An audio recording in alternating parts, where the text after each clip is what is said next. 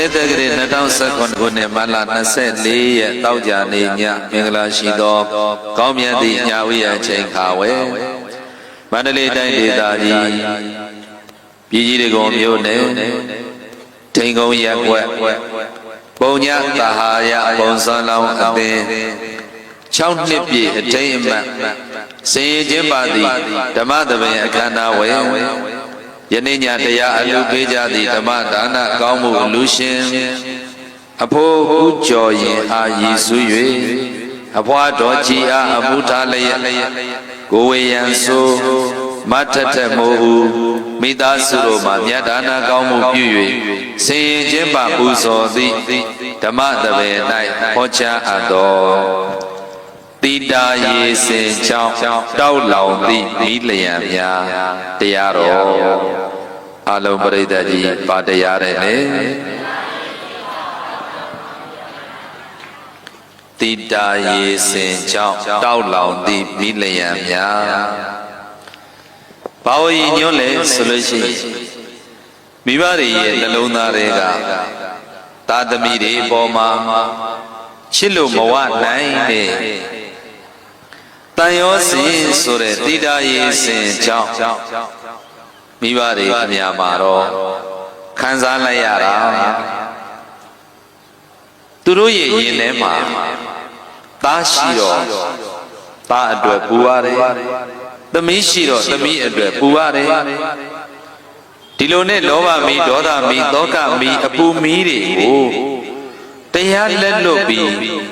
မငြိမ့်သက်နိုင်တဲ့အခါကျတော့ဆက်လက်ပြီးသူတို့ရဲ့တွေငရဲမီတွေတောက်လောင်ရတယ်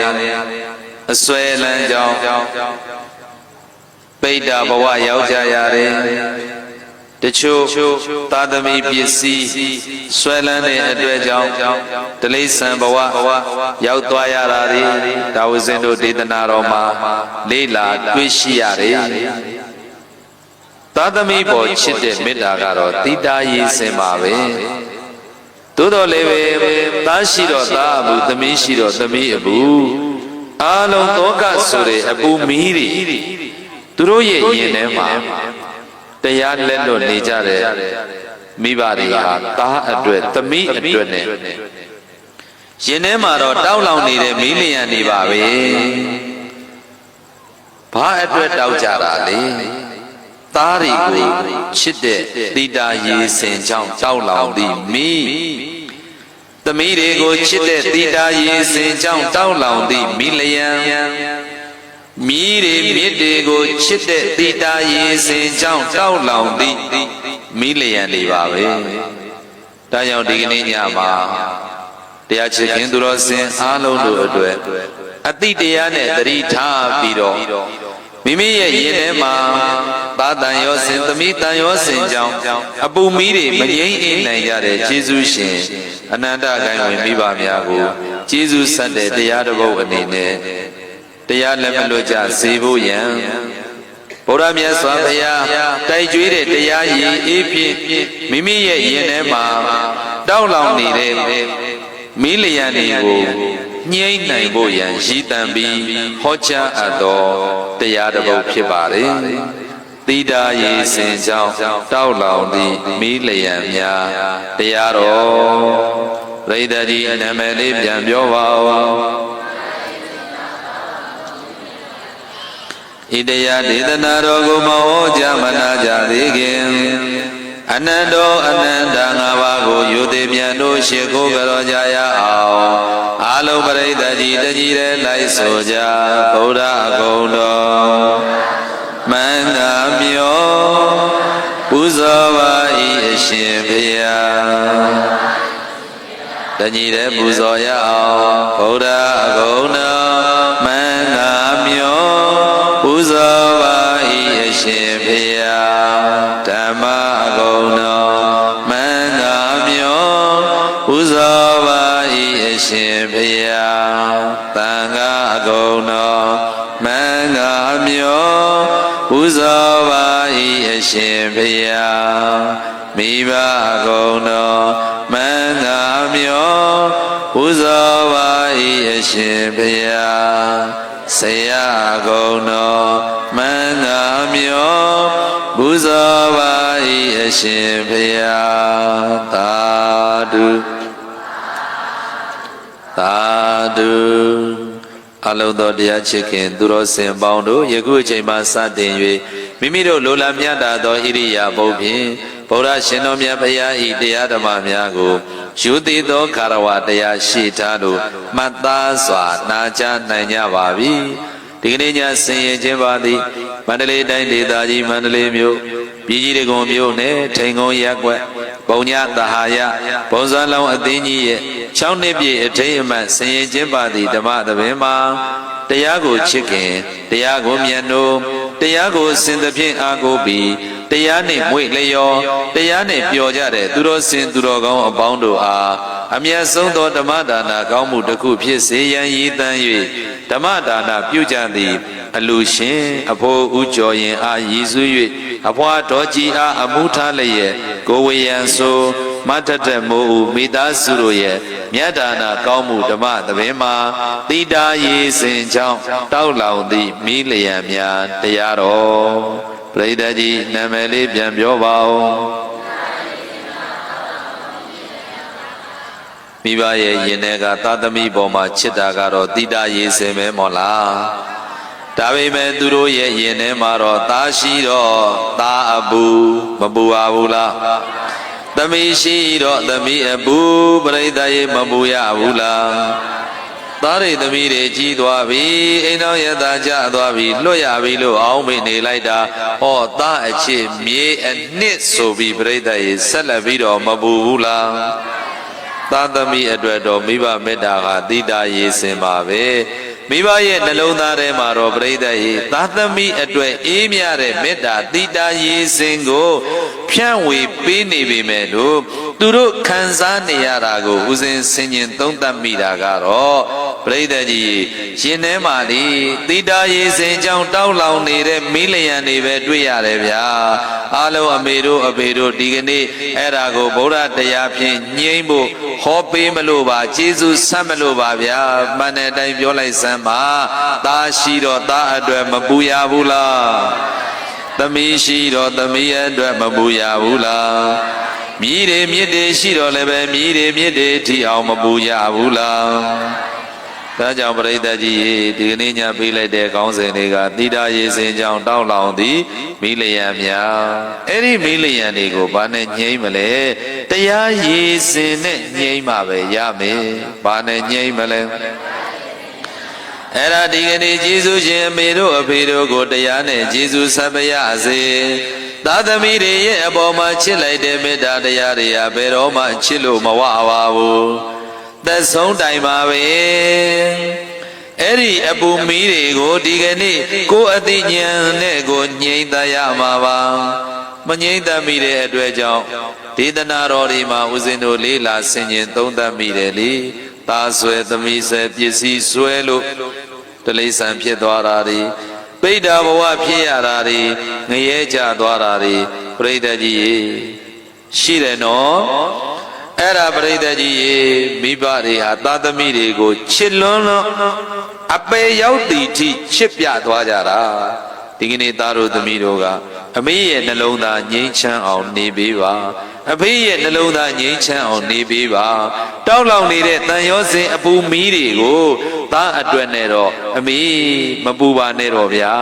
သမီးအတွက်နဲ့တော့အမေရဲ့မပူပါနဲ့တော့အမေဘဝငြိမ်းချမ်းအောင်နေဖို့ကုသိုလ်တွေရဖို့ဘဝခရီးလမ်းအေးချမ်းဖို့ရန်အတွက်တရားလက်မလွတ်ပါနဲ့တော့အမေရဲ့ဆိုပြီးသားတို့သမီးတို့ကဒီကနေ့မိဘရဲ့အပေါ်မှာရင်နဲ့ငြိမ်းအေးသွားအောင်ရင်ငြိမ်းပန်းလေးတွေကို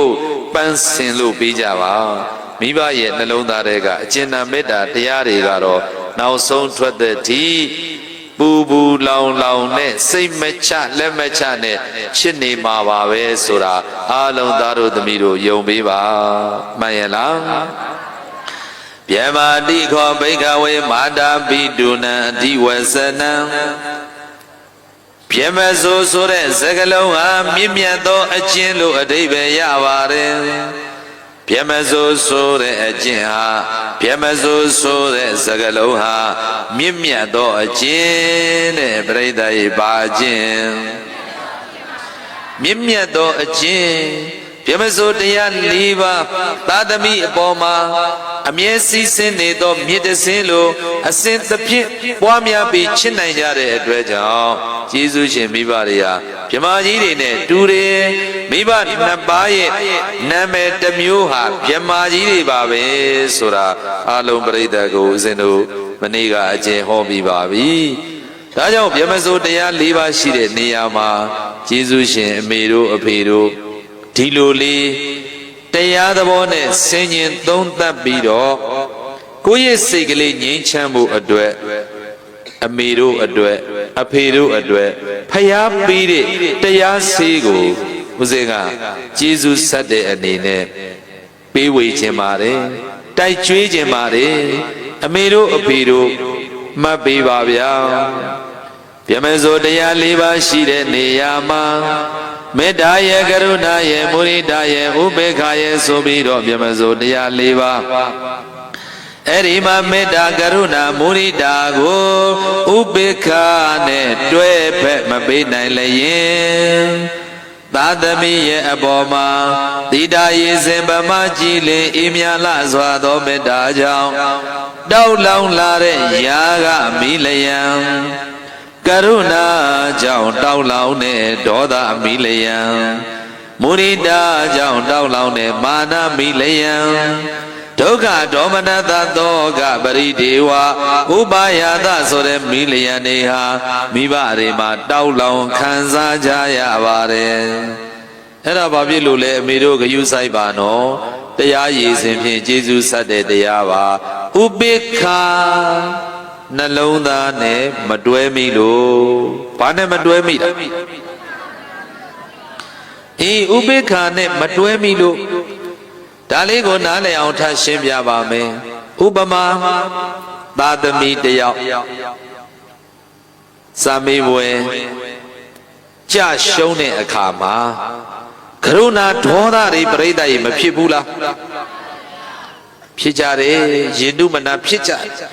ငါကျူရှင်ကောင်းကောင်းထားရတဲ့အဆောင်မှာလိုလေသေးမရှိထားရတဲ့ငါစေတနာကိုစော်ကားရသလားငါတို့ကိုအရေးမလုပ်ဘူးကိုပညာရေးကိုမကြိုးစားဘူးငါတော့လေငါတို့အတွက်ပေမန်းခံဆင်းရဲခံလို့မင်းတို့ကတော့မျက်စိကွယ်ရနားကွယ်ရမှာထင်းတယ်လို့နေပြီးယခုတော့ဘယ်နဲ့ရှိသေးတော့ဆိုပြီးပရိသတ်ရေသာသမီအပေါ်မှာကရုဏာကြောင့်ဖြစ်တဲ့ဒေါသမီးလျံတွေပေါက်ကွဲပြီးဖြစ်နေတယ်ဆိုတာတိတာရေစင်ကြောင့်တောင်းလောင်တဲ့မီးလျံတွေပဲမို့လားကိုကသာသမီချင်းပြိုင်တော့ပုရုဇဉ်တဘာဝအရာကိုသာသမီနိုင်ကျင်တာပဲပထမစုရကျင်တာပဲဒါပေမဲ့ကိုသာသမီကပြိတ္တကြီးရေစံမေဝဲမအောင်မူကြာရှုံးလာတဲ့အခါမှာအဲ့ဒီမှာပြိတ္တကြီးရင်နဲ့မီးတောက်တော့တာပဲဗျာအမေတို့အဖေတို့မှာပြိတ္တကြီးဒီမီးတွေအလောင်းမခံရဘူးလားအဲ့ဒါဥပေက္ခာနဲ့မတွဲမိလို့အမေတို့အဖေတို့မှတ်ပါဘာနဲ့မတွဲမိလို့ပါလဲနောက်ပြောမယ်ပြိတ္တကြီးအိမ်တော်ပြုမှားတဲ့အခါမျိုးမှာဆိုလို့ရှိရင်ဘယ်လိုမှကိုပြိတ္တကြီးခွန်းလွတ်လို့မရဘူး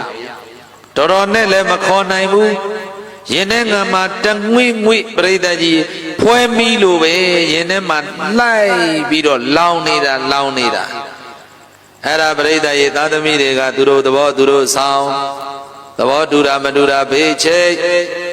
မိဘကိုဘာမှထဲမတွဲမျိုးရိုးဇာတိဂုံသိက္ခာဘာသာသာသနာဒါတွေကိုဘာမှမကြည့်ပဲနဲ့လူငယ်တွေဟာပြိတ္တကြီးအဲ့ဒါခိုးရလိုက်ပြေးမယ်ဆိုပြီးတော့ အဲ့ဒီလိုနဲ့ဆုံးဖြတ်ချက်ချပြီးတသက်လုံးမွေးလာခဲ့တဲ့တသက်လုံးကိုယ့်အပေါ်မှာ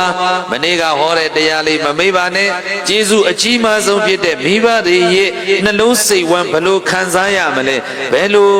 နေကြမလဲဆိုတာမစင်စားပဲနဲ့သားတွေသမီးတွေကခိုးရလိုက်ပြီးအိမ်တော်ရေးကိစ္စမှာသူတို့စိတ်နဲ့သူတို့ဆုံးဖြတ်ချက်ချသွားမိဘကိုဆန့်ကျင်ဘက်လှုပ်လိုက်တဲ့အခါမှာပရိသတ်ကြီးမိဘတွေခြေကွဲစွာမခံစားရဘူးလားအဲ့ဒါချစ်ရင်ချစ်တဲ့လောက်ပူလောင်ရတယ်ဗျာဒါဟာတိတာရေစင်ကြောင်းတောက်လောင်တဲ့မီးလျံပဲမို့လားဒါကြောင့်အိမ်တော်ပြုမာတဲ့အခါမျိုးမှာဥပေက္ခသဘောတရားကိုမထားနိုင်ဘူးဆိုရင်အမေတို့အဖေတို့မှာနှလုံးသားကြည်ကွယ်လောက်အောင်ခံစားရတယ်အတိတတိကင်းမဲ့စွာဖြင့်ချစ်ရင်ချစ်တဲ့လောက်ခံစားရပါပြီဒီတော့ကံကံဤအကျိုးကိုဆင်ခြင်ရမယ်သူကံနဲ့သူပဲလေဒီလိုဆင်ခြင်ရမယ်မဆင်ခြင်မိရင်ပူလောင်တော့တယ်ပေါ့အဲ့ဒါကြောင့်ဒီတရားလေးဒီအကွက်ကလေးကိုဒီတရက်ကွက်ကလေးကိုအလုံးပရိသတ်အမေတို့အဖေတို့မှတ်ထားပေးပါဒီကနေ့သားတို့သမီးတို့ဆိုတာလည်းပဲနောက်တစ်ချိန်မိဘဖြစ်သွားမှာပါပဲဒီကနေ့မိဘတွေကလည်းပဲတစ်ချိန်တုန်းကသားသမီးတွေပဲမို့လားအဲ့တော့အားလုံးမှတ်ထားပါအမေတို့အဖေတို့ဘ ਹੁ ပြုပြီးဟောထားတဲ့တရားဆိုပေမဲ့လို့ဟုတ်လားအားလုံးအတွက်ရှုမြင်သုံးသပ်ရမှာဟာဒီတိုင်းပါပဲဗျာဗျမဆိုတရား၄ပါးမရှိဘူးလားအားလုံးပရိသတ်ကြီးသိပြီးသားမို့ပြောလိုက်စမ်းပါမေတ္တာရဲ့ကရုဏာရဲ့မုရိဒာရဲ့ဥပေက္ခာရဲ့ဗျမဆိုတရားဘယ်နှပါးကိုကသားလေးရဲ့အပေါ်မှာသမီးလေးရဲ့အပေါ်မှာအနိုင်မဲ့မေတ္တာတရားတွေကြီးမားလိုက်တာမျောလင်းချက်မျိုးစုံတဲ့မေတ္တာတရားတွေဘယ်သူမှမပေးနိုင်တဲ့မေတ္တာမျိုးတွေနဲ့အမေတို့အဖေတို့ချစ်ကြတာပါဒါပေမဲ့သားသမီးကပြိတ္တကြီးမလိမ္မာလို့သူလှုပ်ချင်ရလှုပ်သွားတယ်ပညာရေးနဲ့ပတ်သက်လို့လည်းပဲမျောလင်းချက်မရှိအိမ်တော်ရေးနဲ့ပတ်သက်လို့လည်းပဲသူလှုပ်ချင်ရလှုပ်ပြောစကားနာမထောင်အဲ့ဒီလိုများကြုံပြီးဆိုရင်မေတ္တာကြီးမားတဲ့အတွက်ကြောင့်အခြေကြီးရင်အမုန်းကြီးတယ်ဆိုတာလိုပါပဲတောင်းဆိုပလုံးဆိုတာပြေရိုးထုံးစံရှိတယ်သားဆိုသမီးဆိုပြေရိုးထုံးစံမရှိဘူးအဲ့တော့လွန့်ပြေလို့လည်းမဖြစ်ဘူးသားပြေလို့လည်းမဖြစ်ဘူးကိုယ်စိတ်ကမခံမရနိုင်ဖြစ်လို့တာပြိတ္တကြီးရင်ထဲမှာလေပူလောင်ရတာကိုသားကိုသမီးဖြစ်နေတော့ကဲပြိတ္တကြီးလွန်ပြေလို့လည်းမပြေတပ်ပြေလို့လည်းမရဘလောက်များပြိတ္တကြီးရှေ့တို့မရနောက်ဆုံးမရနဲ့မိဘတွေခံစားလိုက်ရတယ်လဲဆိုတာဒါသားတို့သမီးတို့အဲ့ဒါလောက်ဟောရင်နားလည်ပေးပါကိုယ့်အတွက်ကြောင့်မိဘရဲ့နှလုံးသားမပူလောင်ပါစေနဲ့အေးပူလောင်ကြတဲ့အမေတို့အဖေတို့အတွက်ကိုကျေးဇူးဆက်တရားဟောနေပါတယ်မြတ်စွာဘုရားဟောကြားတော်မူတဲ့ဒေသနာတော်ကိုဘယ်တော့မှလက်မလွတ်ပါနဲ့ကျေးဇူးရှင်အမေနဲ့အဖေတို့အဲ့တော့မေတ္တာထားလို့ရတဲ့သားသမီးကိုမေတ္တာထားပါမေတ္တာပွားပါအေးမေတ္တာထားလို့မရဘူးထားရမရောက်ဘူးကိုယ်စကားနားမထောင်ဘူးဆိုလို့ရှိရင်ဘာဆက်လုပ်မလဲဘာဆက်လုပ်မလဲဒါကိုတရားသားပေးနေပါပြီအမေတို့ဖေတို့မှတ်ထားပါမေတ္တာဆိုတဲ့သီတာရည်စင်ကြောင့်ကိုယ့်ရဲ့ရင်ထဲမှာတောက်လောင်တဲ့မိလျံကိုဘာနဲ့ငြိမ့်မလဲဆိုတော့ဥပေက္ခတရားနဲ့ငြိမ့်ပါဘာနဲ့ငြိမ့်မလဲဥပေက္ခတရားနဲ့ငြိမ့်ပါငါကတော့မေတ္တာတွေထားပါတယ်မေတ္တာတွေပွားပါတယ်သူ့အတွက်လိုလေသေးမရှိအောင်ပရိသတ်ရေပညာတွေသင်ပေးပါတယ်ဒါပေမဲ့သူဟာပညာရေးမှလည်းမကြိုးစားယခုသံဘဝဖြေကားနေကြတော့မှပရိသတ်ကြီးရေကိုရနောက်ကိုလိုက်ပြေးပြီးတဲ့ဒါမှမဟုတ်ရင်လည်းပဲဟုတ်လားကိုရဲ့သားသမီးကဘသူသားသမီးကိုခိုးသွားပြီးတဲ့ဆိုတော့မိဘတွေမှာပရိသတ်ကြီးသောကဒေါသတွေနဲ့ပူလောင်ရတဲ့အဲ့ဒီမှာပရိသတ်ကြီးဥပေက္ခတရားကိုလက်ကင်ပြုပါမေတ္တာပွားနိုင်ရင်ပွားမေတ္တာမပွားနိုင်ရင်ဥပေက္ခပွားလိုက်ပါဩသူအကြောင်းသူအကျိုးကပါလာတာကိုငါပါတတ်နိုင်ပါလေငါကိုငါတောင်မှမပိုင်တဲ့ဘဝငါသားသမီးဆိုပြီးတော့လည်းပဲငါပဲလို့လုပ်ပြီးပိုင်ပါလေ အဲ့တော့တတ္တဝါတခုကံတခုအကြောင်းရှိလို့အကျိုးပေါ်သူ့အကြောင်းနဲ့သူ့ကံကြောင်းကျိုးဖြစ်ကြောင်းကျိုးပြက်ဒါသဘာဝတရားပါပဲလေ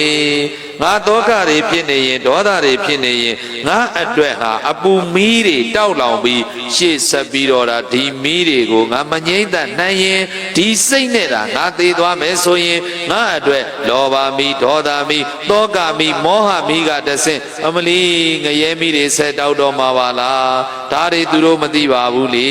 ပိဋ္ဌာမီးတွေဆက်တောက်တော့မှာပါလားအဲ့တော့တလိ္ဆံမီးတွေဆက်တောက်တော့မှာပါလားအဲ့တော့ဒါအတွက်ကြောင့်ဖြစ်ရတဲ့မီးသမီးအတွက်ကြောင့်တောက်လောင်ရတဲ့မီးဒီမီးကိုဗုဒ္ဓမြတ်စွာဘုရားဟောကြားတော်မူတဲ့တရားရည်စဉ်ဖြင့်ငြိမ်းမှပဲအေးမယ်လို့ပရိသတ်ကြီးရေတဘာဝတရားကြီးကိုရှုမြင်သုံးသပ်ပြီးတော့တရားလက်မလို့ပါစေနဲ့အမေတို့အဖေတို့သာသမီနဲ့ပတ်သက်လို့ဟုတ်လားတိတာရည်စင်ကြောင့်တောက်လောင်တဲ့မီးလျံနေအလျံတပြောင်ပြောင်တောက်လောင်လာပြီဆိုရင်ဒီနီးကိုကျင့်သုံးပါ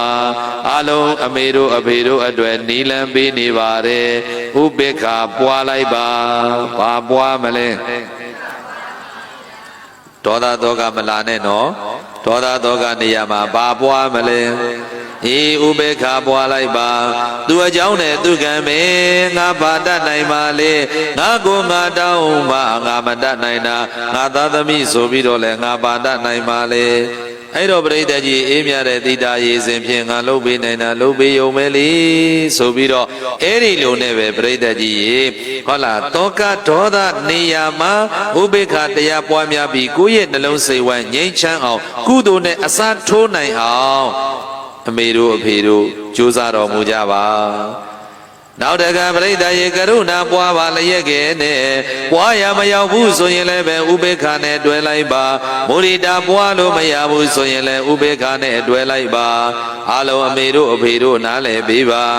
ယမဇောတရား၄ပါးရှိတဲ့နေရာမှာမေတ္တာကိုကရုဏာကိုမုဒိတာကိုဥပေက္ခနဲ့တွဲဖက်မပေးနိုင်ဘူးဆိုရင်သာသမီအပေါ်မှာတိတာရည်စဉ်ပမာကြည်လင်အေးမြလာစွာသောမေတ္တာကြောင့်တောက်လောင်သည့်အရာကအမိလျံကရုဏာကြောင့်တောက်လောင်တဲ့ဒေါသအမိလျံမုဒိတာကြောင့်တောက်လောင်တဲ့မာနအမိလျံဒုက္ခဒေါမနတသောကပရိဒေဝဥပါယတာဆိုတဲ့တစ်ဆက်တည်းသောမိလျံတရားတောက်လောင်ခံစားကြရတယ်သာသမီတွေကကိုဖြစ်ခြင်းတဲ့အတိုင်းမဖြစ်ကိုကပရိသတ်ကြီးပွဲရပညာတတ်ကြီးဖြစ်ခြင်းနဲ့ဖြစ်စေခြင်းနဲ့ဒါတွေသမီးတွေကကြောင်းမလိုက်ခြင်းတော့ဘူးစာမသိခြင်းတော့ဘူးအဲ့တော့စာမဝဲလဲကြာရှုံးတယ်အိမ်အောင်ပြူလဲမှားတယ်သူတို့သဘောသူတို့ဆောင်းတယ်ဆိုတဲ့အခါမျိုးတွေမှာပရိသတ်ကြီးဒီနေရာမှာဥပေက္ခသဘောလိုပြီးဒါကြောင့်ဥပေက္ခသဘောတရားကိုအတိတတိကင်းမဲ့စွာဖြင့်ကံကံဤအကျိုးတရားကိုမဆင်ញင်မိဘူးဆိုလို့ရှိရင်အမေတို့အဖေတို့ယင်ထဲမှာပူလောင်ရပါလိမ့်မယ်အဲ့ဒါကြောင့်မလို့အတိတရားနဲ့တတိထားတော်မူကြပါလောကမှာအပူတွေရှိတယ်လောကမှာဘာတွေရှိတယ်သားဘူးရှိတယ်သမီးဘူးရှိတယ်မြီးဘူးရှိတယ်ငရဲရှိတယ်တလိ္ဆန်ရှိတယ်ပိဋ္ဌာရှိတယ်လူနှုံလူမွဲလူစင်းရဲတွေရှိတယ်အသိဉာဏ်စင်းရဲတဲ့ပုဂ္ဂိုလ်တွေရှိတယ်တရားလက်လွတ်နေတဲ့ပုဂ္ဂိုလ်တွေရှိတယ်ဘယ်လိုပဲပြိဋ္ဌာရေရှိစေကမူတရားအောင်မဲ့တတိထားပါဘဝပြောင်းရအောင်မဲ့တတိထားပါဘဝကူးရအောင်မဲ့တတိထားပါအဲ့တော့မသေးခင်ကြိုတင်ပြင်ဆင်လို့ငြိမ်းချမ်းတဲ့ဘဝပိုင်ရှင်ဖြစ်အောင်သိခြင်းတရားနဲ့ရင်ဆိုင်ရတဲ့အခါမှာအာကိုစရာကုသိုလ်တရားတွေတရားပညာဝရိယတွေနဲ့ကိုငြိမ်းချမ်းသောဘဝပိုင်ရှင်ဖြစ်အောင်ဒီကနေ့အမေတို့အဖေတို့ကြိုးစားထားတော်မူကြပါအားလုံးလည်းပဲကြိုးစားကြရမှာဖြစ်ပါတယ်မှန်ရလားဗျာအဲ့ဒါတွေကိုမကြိုးစားမိလို့ဟာလားမင်းလျော့နေပြီဆိုလို့ရှိရင်မြတ်စွာဘုရားဟောထားတယ်ပမတ္တသသနာမသတ္တရောအပါယတကဂေဟတရိတာအပမတ္တဟောတာဟုသောအာဟုသောငါရှင်တို့ ပမတ္တသသာနာမှာကုသိုလ်ကိုလည်းမေ့သိခြင်းကိုလည်းမေ့ဘဝရဲ့တန်ဖိုးကိုလည်းမေ့နေတဲ့ပုဂ္ဂိုလ်တွေဟာသတ္တရောအပါယအပေ၄ပါးဆိုတာတက္ကဂေဟတရိတာသူတို့အတွက်ကိုယ်ပိုင်အိမ်ကြီးလိုပဲယန္နာတောင်လိုက်ပါအောင်ခံကြအောင်လို့သာသံပေတံနဲ့ထည့်ရွတ်ပြတာပါကုသိုလ်ကိုမေ့နေရင်သိခြင်းကိုမေ့နေရင်ဘဝရဲ့တန်ဖိုးကိုမေ့နေရင်အဲ့ဒီပုဂ္ဂိုလ်တွေအတွက်အပယ်၄ပါးဆိုတာသူတို့ရဲ့ကိုယ်ပိုင်အိမ်လိုပဲအပယ်၄ပါးကမေ့နေသူအတွက်ပြိဿရေကိုယ်ပိုင်အိမ်နဲ့ဘာအိမ်မေ့လျော့နေတဲ့ပုဂ္ဂိုလ်တွေဘယ်လိုမေ့တာလဲဟိုအိယာဘောဂရင်ဘောဆေးရုံရောက်လို့လှုပ်နှိုးလို့မရမှမေ့တာလို့မဟုတ်ဘူးကုသိုလ်ကိုမေ့ရင်မေ့တာပဲသိခြင်းကိုမေ့ရင်မေ့တာပဲသာသနာတော်နဲ့ကြုံရတဲ့ဘဝတန်ဖိုးကိုမေ့ရင်မေ့တာပဲယခုဟောလားစားတော့ကောင်းသွားလားစီးပွားရှာကောင်းဘယ်လိုပဲပြိဿရေလှုပ်ရှားပြေးလွှားနေပါတယ်ပြောကုသိုလ်ကိုမေ့ရင်မေ့တာပဲအာကိုပြိဿကြီးရေသိခြင်းတရားရှိတယ်တရားအောင်မယ်ဆိုပြီးဒါကိုပြိဿရေမစင်စားမိလို့သိခြင်းကိုမေ့နေရင်လည်းမေ့တာပဲဩတို့များရဲ့ဘဝကံကောင်းလိုက်တာမြတ်စွာဘုရားသာသနာတော်ကြီးနဲ့ကြုံရတယ်အဲ့တော့တရားဓမ္မတွေလည်းပဲထွန်းလင်းတောက်ပြောင်နေတဲ့ခေတ်ကာလကြီးပါလားငါတို့အတွက်တော့အခွင့်ကောင်းနေကြီးပဲဟိဒါနပြုမလားသီလစောင့်တည်မလားဝိပဿနာဘာဝနာပွားမလားမလီအခွင့်ကောင်းကြီးပါလားလို့ဒီလိုအခွင့်အရေးတွေကိုလည်းမေ့လျော့ပေါ်စားပြီးကာမဂုဏ်နောက်ကိုလိုက်နေရင်လည်းပဲပြိဿကြီးမေ့နေတဲ့ပုဂ္ဂိုလ်ပဲအဲ့ဒီလိုမေ့နေတဲ့ပုဂ္ဂိုလ်တွေအတွက်တက္ကဂေဟတရိတာအပေ၄ပါးဆိုတာသူတို့အတွက်ကိုယ်ပိုင်အိမ်ကြီးလိုပါပဲအမြဲတမ်းတက္ကပွင့်နေတယ်လို့အမှတ်ပါတသမာတို့ကြောင့်တုံမေသင်တို့တွေသည်အပမတ္တကုသိုလ်ကောင်းမှုတို့၌မမေ့ခြင်းသိခြင်းတရားကိုမမေ့ခြင်းဘဝမှာအခွင့်ကောင်းအခါကောင်းတန်ဖိုးရှိတဲ့ဘဝကိုပရိသတ်ကြီးမမေ့ခြင်းဆိုတဲ့တတိတရားလက်ကိုင်းထားကြကုန်သည်ဟောတာဘဝတဖြစ်ကြကုန်တော့လို့ဘဂဝါဘုံတော်6ပါးသခင်သဗ္ဗညုဘုရားရှင်ကိုတော်မြတ်သည်အဘာတိကောင်းစွာမသွေမိန်ကြတော်မူခဲ့ပါပေတည်း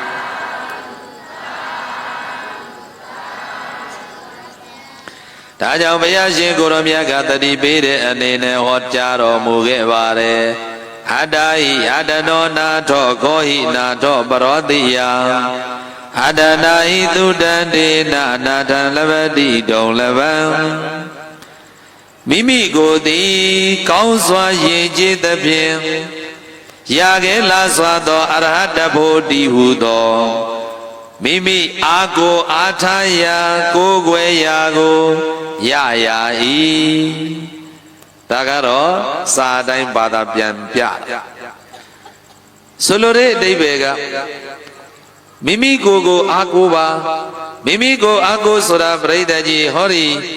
အပုတ်ကောင်ရုပ်ဆောင်ထားတဲ့ခန္ဓာကိုယ်ကြီးအာကိုရမှာမဟုတ်ဘူးကိုကိုအာကိုဆိုတာကိုယ့်ရဲ့သီလသမာဓိပညာကိုအာကိုယ့်ရဲ့ဘာကိုအာကိုမလဲကိုယ့်ရဲ့သီလသမာဓိပညာကိုအာကိုတတဝရိယတတိသမာဓိပညာဒါဟာကိုအာကိုရမယ်အချက်လက်ဒီပဲအဲ့ဒါတွေကိုပြိဿကြီးရေကြိုးစားပါအာကိုပါသားလည်းပဲအာကိုစရာမဟုတ်ဘူးသားအာကိုမိရင်မှားမယ်သမီးအာကိုစရာမဟုတ်ဘူးသမီးအာကိုမိရင်မှားမယ်ဆိုလိုတဲ့အဓိပ္ပာယ်ကသားလေးလိမ္မာလွန်းလွန်းအာကိုလိုက်ရတာဘလောက်ထိအာကိုရမလဲတဘဝတော့စားဝတ်နေရေးအတွက်အာကိုရမယ်ပေါ့တန်တရားအနေနဲ့ကြည့်ရင်ဒီသားကတန်တရားတစ်လျှောက်လုံးလိုက်ပြီးပြုစုနိုင်ပါမလားခဏပဲနော်နောက်တစ်ခု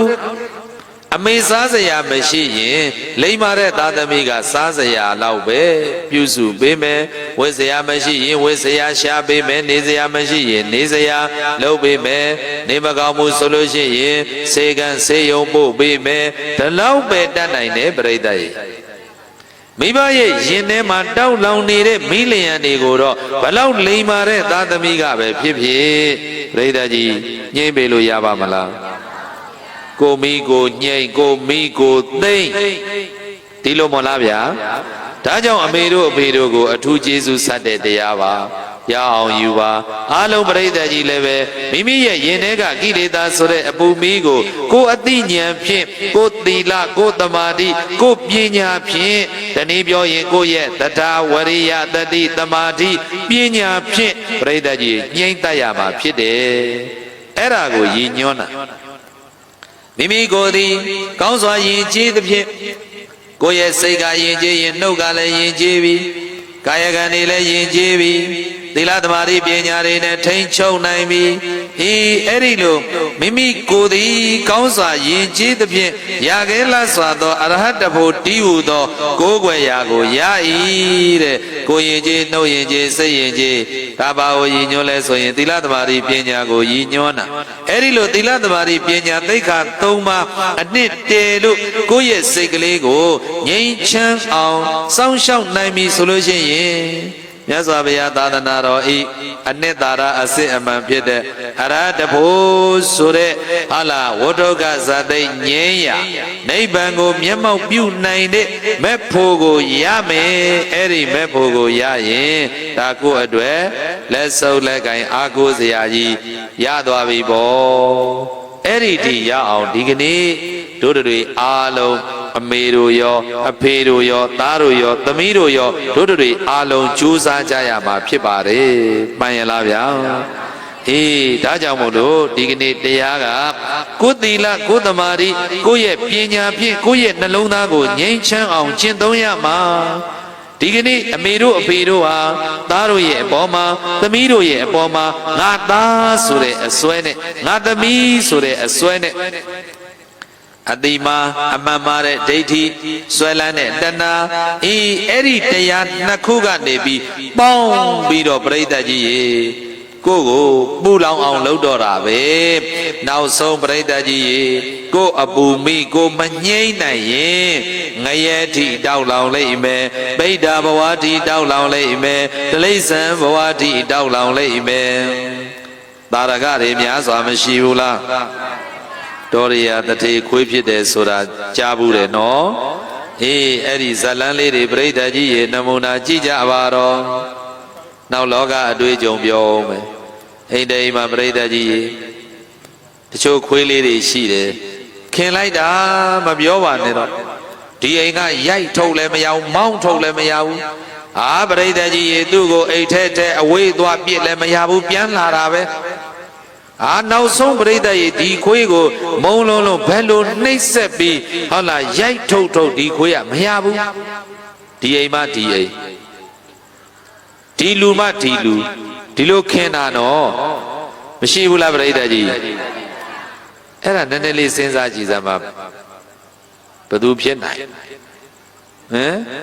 ဒီအိမ်နဲ့ပတ်သက်တဲ့တယောက်ယောက်တော့ဖြစ်နေပြီပရိသတ်ကြီးစဉ်းစားမိဖို့ပြောတာနော်အလကားပြောတယ်မထင်နဲ့ဘယ်သူဖြစ်နိုင်သလဲနော်ဒါစဉ်းကျင်ဖို့ကောင်းတယ်အဲ့ဒါကြောင့်ပရိသတ်ကြီးဒီကနေ့ညတရားဟာ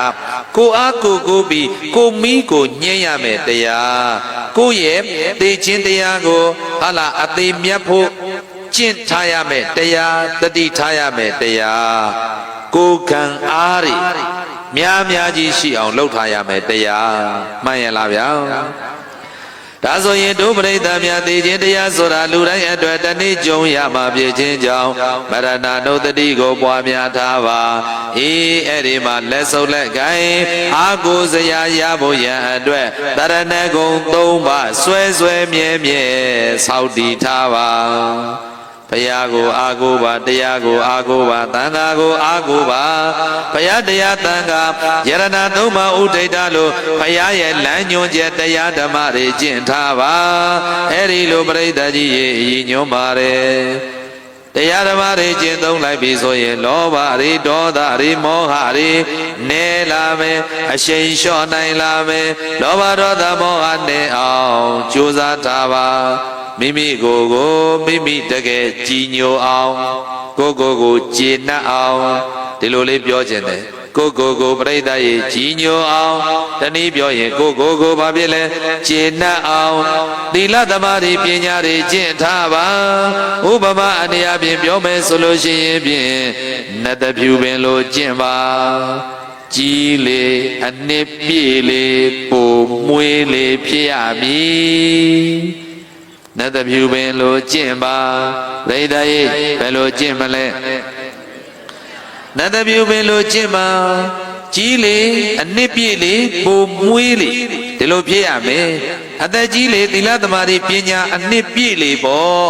ဒါဆိုရင်သားတို့ဘောမှာချစ်ချင်းသမီးတို့ဘောမှာချစ်ချင်းတန်ရောစင်မေတ္တာတရားတွေကိုတော့ဘယ်လိုအဆုံးသတ်မလဲအဆုံးသတ်ဖို့ဟောနေတာမဟုတ်ပါဘူးဘယ်လိုနည်းနဲ့မှလည်းမိဘတွေဟာအဆုံးမသတ်နိုင်ကြပါဘူး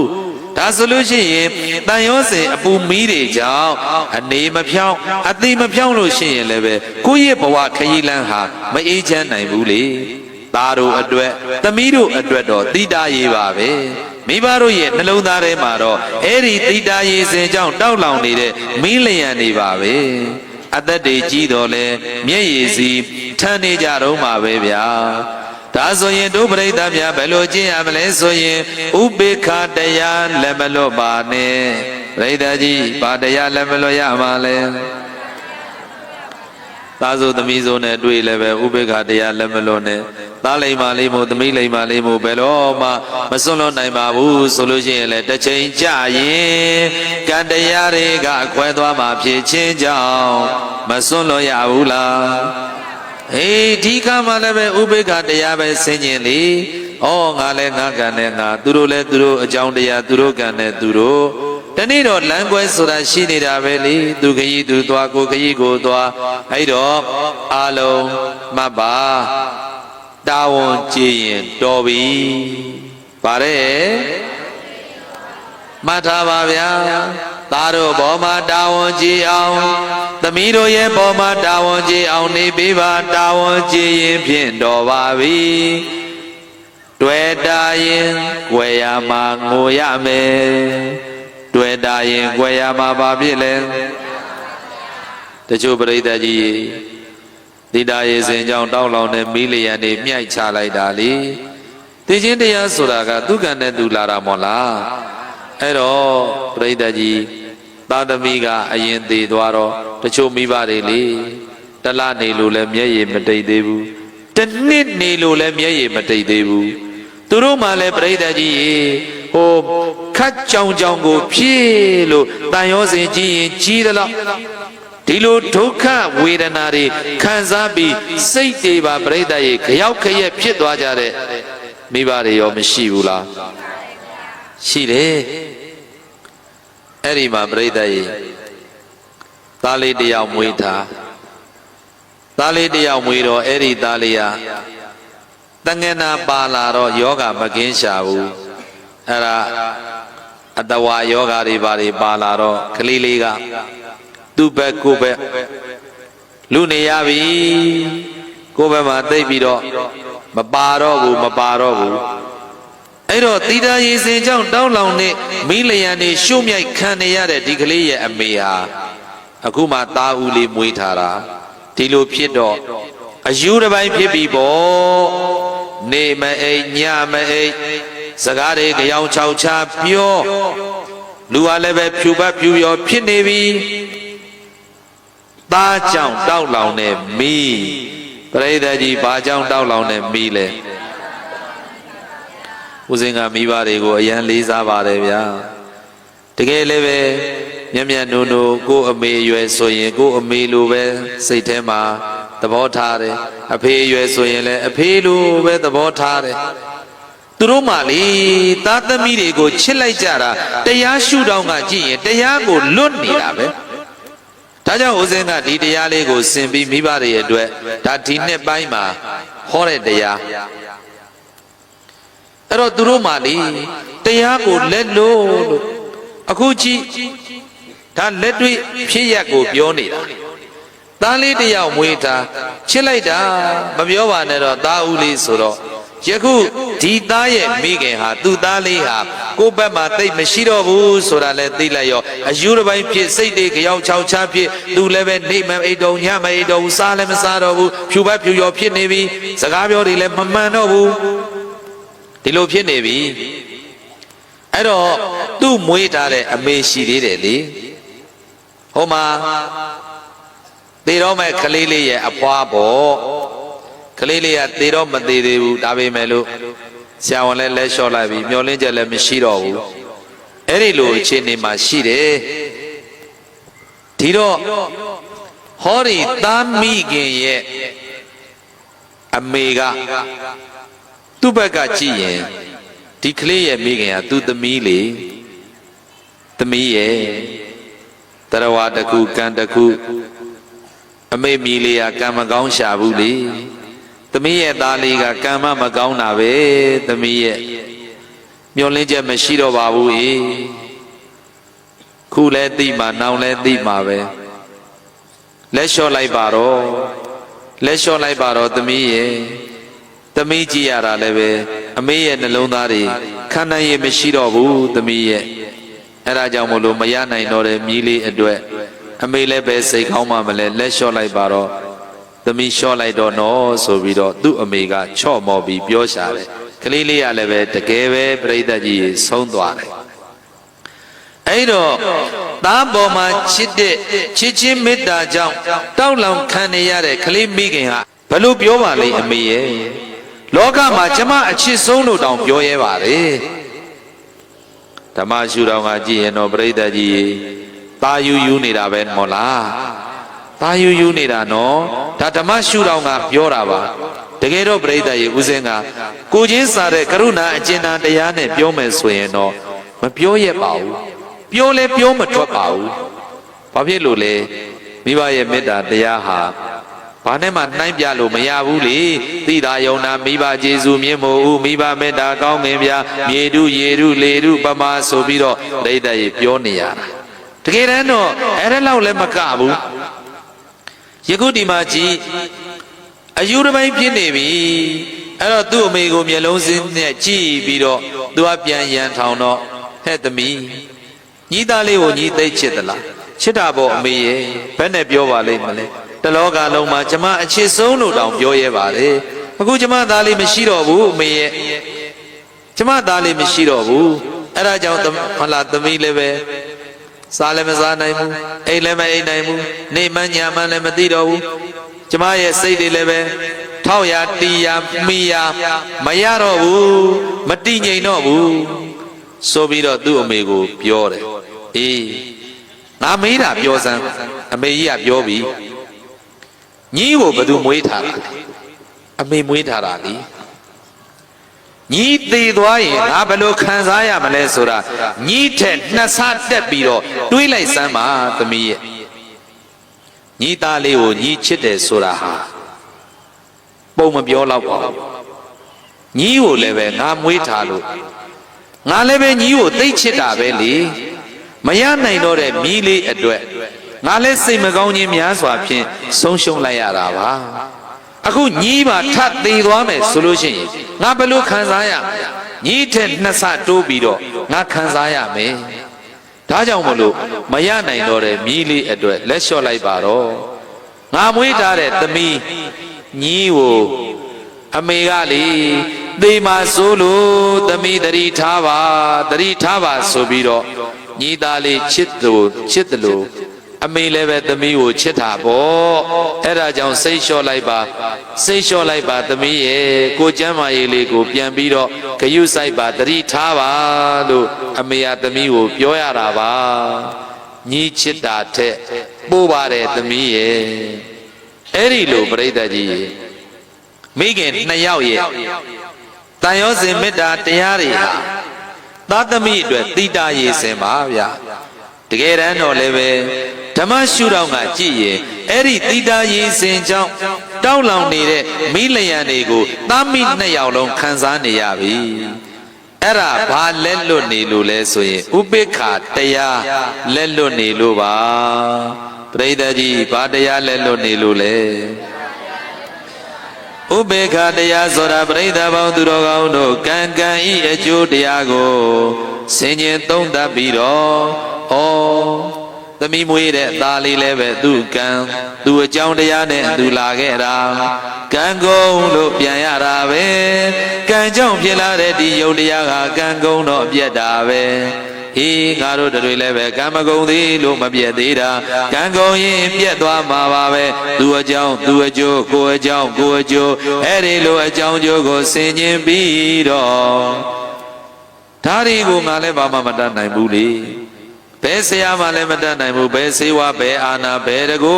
အမျိုးမျိုးနဲ့တားတော်လည်းပဲဘယ်နည်းနဲ့မှမတတ်နိုင်ပါပဲလားအဲ့တော့သူအကြောင်းတရားနဲ့သူခရီးသူပြန်သူခရီးသူနှင်တာပဲလေ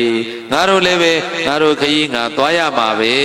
လို့အဲ့ဒီလိုပရိသတ်ကြီးတရားနှလုံးသွင်းပြီးဥပေက္ခတရားနဲ့ဆင်ခြင်လိုက်ရင်တော့ဒီမိမငြိမ့်ဘူးလားအဲ့ဒီတရားမှမရှိရင်တော့ပရိသတ်ကြီးမီးတောက်နေမှာပဲမှန်ရလားဗျာဒါကြောင့်အလုံးပရိသတ်ပေါင်းသူတော်ကောင်းတို့တရားလည်းမလို့ပါစေနဲ့ဘဝထဲမှာဓမ္မတွေ့ထားပါဘဝထဲမှာပါတွေ့ထားမယ်အေးဓမ္မဆိုတဲ့တရားလက်ကင်ထားပါလို့ဒီလိုပြောခြင်းသာအဲ့ဒါမှသာလေမိမိရဲ့စိတ်ကလေးကိုကောင်းစွာစောင့်တည်နိုင်မယ်။တန်ရောစဉ်အပူမီးတွေကြောင့်တောက်လောင်လာတဲ့မိလျံတွေကိုဓမ္မရည်စင်ဖြင့်ငြိမ်ပေးနိုင်မယ်။လောဘတွေဒေါသတွေမောဟတွေအတ္တတွေမာနတွေခေါင်းဆောင်နေတဲ့ခေါင်းထောင်နေတဲ့ဒီကမ္ဘာလောကမှာပြိတ္တာရေစိတ်ကောင်းလေးရှိမှသာလျင်ချမ်းသာမှုကိုရမယ်ဗျာမှန်ရဲ့လားဒါကြောင့်မလို့ဒီစိတ်ကလေးကိုပြုပြင်နိုင်ဖို့ရန်အတွက်တရားဓမ္မလက်မလွတ်ပါနဲ့စိတ်ကောင်းရှိမှသာလျင်လောကကြီးမှာချမ်းသာမှစိတ်ကောင်းရှိမှသာလျင်လောကကြီးမှာပြိတ္တာကြီးရေငြိမ်းချမ်းမှုကိုရမှာပါမှန်ရဲ့လားအသာနေရင်အသေးနာမယ်နော်အသာနေရင်အသေးနာမယ်ကိုယ်စိတ်တွေကိုပြိတ္တာကြီးလောဘတွေနောက်ဒေါသတွေနောက်မောဟတွေနောက်အတ္တမာနတွေနောက်ဘယ်လိုပဲဟုတ်လားနေဆိုပြီးနေခြင်းတလို့နေလို့ရှိရင်တော့ပြိတ္တာကြီးတနေ့သေးခြင်းတရားနဲ့ကြုံရမှာအသာနေခဲ့ရင်အသေးနာမယ်ဗျာဒါပြောတာမှန်ရလားပြိတ္တာကြီးနေခြင်းတလောက်နေလို့မရတဲ့ဘဝမှာနေခြင်းတလို့မနေပါနဲ့နော်ပြန်ပြောပါဦးမယ်နေခြင်းတလောက်နေလို့မရတဲ့ဘဝအမှာနေခြင်းတလို့မနေပါနဲ့နေခြင်းတလောက်နေလို့ရသလားမရဘူးလေဟောပြီးပြီကံကုန်ရင်ပြန်ရမှာမို့လားကလေးလေးဘဝလည်းပြန်ရတာပဲအေးအသက်20 30လည်းပြန်ရတယ်40 50လည်းပြန်ရတာပဲ60 90လည်းပြန်ရတာပဲကိုကံတရားနဲ့ကိုသတ်မှတ်ထားလို့ရပါမလားမရဘူးဒါကြောင့်ဥပေက္ခတရားလည်းမလွတ်ပါစေနဲ့ကိုယ်အဆင့်ကိုမြင့်ထားပါသီလသမာဓိပညာတွေနဲ့မြင့်ထားပါကိုယ်တွေ့ကြုံသက်လုံးကောင်းရမယ်ဆိုတာလို့တောကားတွေဖြစ်เสียကြုံလာပြီဆိုရင်တရားလည်းမလွတ်ပါနဲ့နေရာတိုင်းမှာတရားရှိတယ်အချိန်တိုင်းမှာတရားရှိတယ်အရာရာတိုင်းမှာတရားရှိတယ်တရားဖက်ပါမှဘဝသက်သာမယ်တရားမရှာရင်တခြားတွေရောက်လာမယ်တခြားတွေရောက်လာရင်အမှားပါလာမယ်မပါနိုင်ဘူးလားဒါကြောင့်တနေ့မှပရိသတ်ရေစွန့်ရမှာကလောကကြီးတစ်ခုလုံးကိုစွန့်ရမှာပါစွန့်ရမှာကလောကပိုင်ဆိုင်ခွင့်ရှိတာကကိုကျင့်သုံးတဲ့ဓမ္မပိုင်ဆိုင်ခွင့်ရှိတာကဘာလဲအေးကိုကျင့်သုံးတဲ့ဓမ္မပဲဟာလားပိုင်ဆိုင်ခွင့်ရှိတယ်အဲ့ဒါကြောင့်ဒုပရိသတ်များဓမ္မကိုကျင့်ထားမှလည်းပဲတလောကလုံးကိုစွန့်ရဲမယ်သားကိုလည်းစွန့်ရဲမယ်သမီးကိုလည်းစွန့်ရဲမယ်စနိမယသမိသားစီးပွားပိုင်ဆိုင်မှုတွေအကုန်လုံးစွန့်ရဲမယ်နောက်ဆုံးကိုခန္ဓာကိုလည်းပဲနိစ္စယသုတ်တံမှာစွန့်ထားကြရမယ်မှန်ရဲ့လားပြိတ္တကြီးအဲ့တော့တရားလည်းမလို့စေနဲ့ဓမ္မဆိုတာတကယ်တမ်းရှုမြင်သုံးသပ်ကြမယ်ဆိုလို့ရှိရင်ဒါသဘာဝတရားကိုဓမ္မလို့ခေါ်တာပဲသဘာဝတရားကဘယ်လိုလဲယုံနံသင်္ခါရဖြစ်ပြက်မွေးဖွားခြင်းသေဆုံးခြင်းဒါသဘာဝတွေပဲမို့လားအဲ့ဒီသဘာဝတရားတွေကိုကြိုက်လို့ပဲဖြစ်ဖြစ်မကြိုက်လို့ပဲဖြစ်ဖြစ်အားလုံးပြိတ္တကြီးင မကြိုက်ဘူးကွာဆိုပြီးပြုပြင်ပြောင်းလဲပြလို့ရလားမရဘူးအဲ့ဒါကြောင့်ဓမ္မဆိုတာသဘာဝတရားကြီးပဲသားလည်းယုံနာမယ်သမီးလည်းယုံနာမယ်မိဘလည်းယုံနာမယ်အေးယုံနေဆိုလို့ရှိရင်သုတ်တန်နဲ့မကင်းဘူးကင်းရလားဖြစ်ချင်းရှိရင်ပြည့်ချင်းရှိတယ်ဝေပွားချင်းရှိရင်ဒါသဘာဝတရားတွေပဲအဲ့တော့သဘာဝတရားတွေရဲ့အပေါ်မှာသဘာဝတရားအတိုင်းရှုမြင်သုံးသပ်နိုင်တယ်ဆိုလို့ရှိရင်တော့ပြိတ္တကြီးတောက်လောင်တဲ့မိတွေငြိမ့်နိုင်တယ်ပေါ့ဗျာအခုတော့အတိမအမှန်မှန်နဲ့ငါသားငါသမီးဆိုတော့ဟောပြိတ္တကြီးမမာနတွေပါလာပြီပြိုင်ကျင်တဲ့စိတ်တွေနိုင်ကျင်တဲ့စိတ်တွေပါလာပြီငါသားမှငါသားငါသမီးမှငါသမီးဆိုတဲ့စိတ်မျိုးတွေပါလာပြီအဲ့တော့လောဘတွေဒေါသတွေမောဟတွေမာနတွေအောင်လံထူလာပြီပေါ့အဲ့တော့လောဘကပိဋ္ဌာဘဝကိုပို့မှာပဲဒေါသကငရဲဘဝပို့မှာပဲမောဟကတိရစ္ဆာန်ဖြစ်အောင်လုပ်မှာပဲအတ္တမာနကအတူတကယ်နဲ့အယံငရဲတွေဘဝရောက်အောင်လုပ်ပြလိုက်မှာပဲအဲ့တော့အတိမအမှတ်မှားတဲ့အတွက်ကြောင့်ဟောဒီလောဘဒေါသမောဟမာနဆိုတဲ့ကိလေသာတွေကဝင်လာတာသူ့သဘာဝအတိုင်းကိုသဘာဝအတိုင်းပဲထားလိုက်လို့ရှိရင်တော့ကဲပရိသတ်ကြီးဒီကိလေသာတွေမငြိမ့်နိုင်ဘူးလားဒါကြောင့်ဒီကနေ့တရားအလုပ်လုပ်ကြတယ်တရားရှုကြတယ်တရားမှတ်ကြတယ်ဆိုတာတဘာဝဓမ္မတွေကိုတဘာဝတရားအတိုင်းရှုမြင်သုံးသပ်နိုင်အောင်ရှုနိုင်မှတ်နိုင်အောင်သဘောထားနိုင်အောင်ဉာဏ်ထဲမှာမြင်နိုင်အောင်ကြိုးစားကြရမှာအဲ့ဒါကိုတရားအားထုတ်တယ်တရားအလုပ်လုပ်တယ်လို့ခေါ်တာပါပဲဗျာတဘာဝတရားအတိုင်းသိသွားရင်လည်းပဲဒိဋ္ဌိကွာတယ်ဒိဋ္ဌိကိုဖယ်လိုက်တယ်ပေါ့ဒိဋ္ဌိကိုဖယ်လိုက်တယ်ဒိဋ္ဌိကွာသွားတယ်ဆိုလို့ရှိရင်လည်းတဘာဝတရားအတိုင်းမြင်လာမှာပါပဲဒီကနေ့ပြိဋ္ဌာယမမြင်အောင်အဝိဇ္ဇာကအမောင်ချတဏှာကဆွဲမိဆွဲရာဆွဲဒိဋ္ဌိကပြိဋ္ဌာကြီးငါဥစ္စာဆိုပြီးတတ်မှတ်အဲ့ဒါကြောင့်တတ္တဝါတွေဟာဒုက္ခတွေလဲနေတဲ့30တပုံတည်းကထွက်ပေါက်မရကြတာမှန်ရလားပြိတ္တကြီးဒါကြောင့်ဓမ္မဆိုတာသဘာဝပါအရှိတရားတွေကိုခေါ်တာပါအမှန်တရားတွေကိုခေါ်တာပါအဟုတ်တရားတွေကိုဓမ္မလို့ခေါ်တာပါဘယ်တော့မှမဖောက်ပြန်တဲ့တရားတွေကိုဓမ္မလို့ခေါ်တာပါအဲ့ဒီဓမ္မကိုဓမ္မအတိုင်းရှုမြင်သုံးသပ်နိုင်အောင်ဒီကနေ့ကြိုးစားတော်မူပါကိုအားကိုကိုပါကိုအားကိုကိုဆိုတာပြိတ္တရဲ့ကိုရဲ့တရားဝရိယတတိသမာဓိပညာအဲ့ဒါတွေကိုအားကိုရမှာပါအဲ့ဒီတရားတွေဖြင့်ပြိတ္တရဲ့ဘဝတန်တရာမှာမလွတ်မြောက်နိုင်သေးဘူးဆိုလို့ရှိရင်ကုသိုလ်ကောင်းမှုတွေကံတရားတွေကောင်းအောင်လုပ်ထားရမယ်ကုသိုလ်ကောင်းရင်30တပုံမှာဘဝကောင်းကိုရမယ်ကုသိုလ်ဘာကြောင့်လုံးရတယ်လေဆိုလို့ရှိရင်30တပုံထဲမှာဘဝကောင်းကိုရဖို့လုပ်ရတယ်ပေါ့မှန်ရဲ့လားဗျာအေးအဲ့ဒါကြောင့်ကုသိုလ်ကဘဝကောင်းကိုပေးမယ်ဘဝကောင်းဆိုတော်ညာလည်းပဲဘဝဆိုတာရှိနေရင်ကိုဩနာတရားတော့မလွတ်ဘူးလွတ်ပါမလားအေးဒါဆိုလို့ရှိရင်ကံလန်းနေမဟုတ်ပဲဉာဏ်လန်းလေးပါစိုက်ပြီးတော့တို့တွေအလုံးလုံးသွားကြမယ်ဆိုလို့ရှိရင်တော့တန်တရာဝဋ္ထုကဇတ်သိမ်းအပြီးတိုင်ငြိမ့်နိုင်တယ်ပေါ့အဲ့ဒီလိုအစင်းမြင့်တဲ့ကျင့်စဉ်တွေပါရှုမြင့်သုံးသပ်လိုက်တဲ့အခါမှာဟောတဘာဝဟာတဘာဝအတိုင်းပဲဒါကသားပဲဒါကသမီးပဲဒါကအမေပဲဒါကအဖေပဲဒါလောကသမုဒ္ဒိအနေနဲ့ပြဉ္ညာတွေပါပဲလေတကယ်တမ်းတဘာဝအတိုင်းရှုလိုက်တော့ဩသူလည်းယုံနံကလည်းယုံနံသူလည်းအနေစာကလည်းအနေစာဟိုသူလည်းဒုက္ခကလည်းဒုက္ခသူလည်းအနတ္တကိုလည်းအနတ္တသူလည်းအတုပကိုလည်းအတုပအမလေးကိုဒုက္ခဒုက္ကြီးကိုထမ်းပြီးတော့ဟိုမပြီးနိုင်တဲ့မဆုံးနိုင်တဲ့တန်တရာခရီးလမ်းသွားနေရတာပါလားဒီကြတဲ့အတိမအမှတ်မှားတဲ့အတွက်ကြောင့်အသက်တွေကြီးတော်လည်းပဲတန်ရောစဉ်အပူမီးတွေကြောင့်ငါမှမျက်ရည်စည်းတွေထမ်းနေပါရောလားသားကြောင့်ခက်လိုက်တာသမီးကြောင့်ခက်လိုက်တာငါတရားငါလည်းအာမထုတ်နိုင်ဘူးငါရဲ့ရင်ထဲကအပူမီးတွေလည်းသူတို့လည်းမငြိမ့်ပေးနိုင်ဘူးကိုယ့်ဟာကိုယ်လည်းပဲတရားလမ်းညွန်ချက်မရတဲ့အတွက်ကြောင့်မငြိမ့်နိုင်ဘူးဆိုလို့ရှိရင်အမေတို့ရဲ့ဘဝအဖေတို့ရဲ့ဘဝရေတွေနဲ့ပါလိမ့်မယ်ဗျာဒါကြောင့်မို့လို့ဒီတရားကိုလက်တွေ့ကျင့်သုံးတော်မူကြပါကုသိုလ်ဘာကြောင့်လုပ်ရတယ်ဆိုရင်ဘဝလာဖို့လုပ်ရပါတယ် ဘဝထဲမှာပြိဿရဲ့အသိဉာဏ်ဓမ္မမပါဘူးဆိုရင်ပြင်မိတွေဟာတောက်ပြီးတော့နေအောင်မှာပါပဲတကယ်တမ်းတော့ဘဝဆိုတာပြိဿကြီးရဲ့ခဏလေးပါပဲအစနဲ့အဆုံးဘဝတစ်ခုလုံးမှာပြိဿရဲ့ပကသနာတွေဖုံးလို့အလှတွေ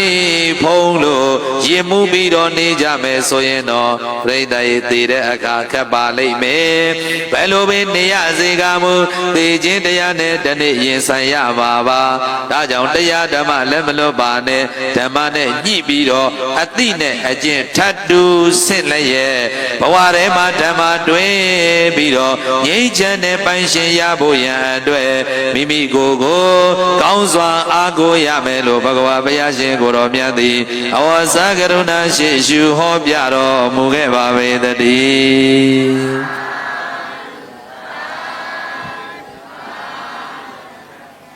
ပရိသတ်ကြီးဒီစကားရမှာကိုအာကိုဖို့ရန်အတွက်ဘုရားမြတ်စွာကဟောတော်မူတဲ့ဒေသနာ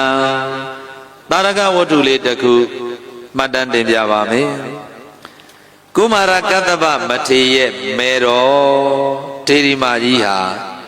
ရာဇကြိုတထေသမီးတယောက်